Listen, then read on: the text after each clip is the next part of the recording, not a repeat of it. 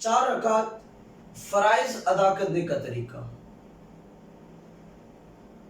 पहली रकत में तकबीर तहरीमा के बाद सना, सूरह फातिहा और कुरान मुकद्दस से कोई छोटी सूरत या 3 आयात की मिकदार को तिलावत करना। दूसरी रकत के अंदर सूरह फातिहा और उसके बाद कुरान मुकद्दस की कोई छोटी सूरत या 3 आयात की मिकदार कहीं से भी तिलावत करना। 2 रकात के बाद कादा उला वाजिब है, तो जब हालत तशहुद में बैठेगा तो सिर्फ तशहुद व अशहदु अन्ना मुहम्मदन अब्दुहु व रसूलुहु तक पढ़ के खड़ा हो जाएगा।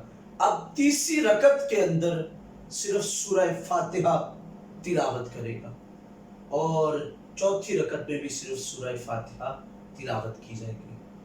सुन्नते मौक़दा गैर मौक़दा में चारों रकतों के अंदर सूरह फातिहा के साथ किसी सूरत को मिलाना है, जबकि फराइज के अंदर सिर्फ पहली 2 रकतों में सूरत फातिहा के साथ किसी सूरत को मिलाया जाएगा, जबकि दूसरी 2 रकतों के अंदर सिर्फ सूरह फातिहा को पढ़ा जाएगा।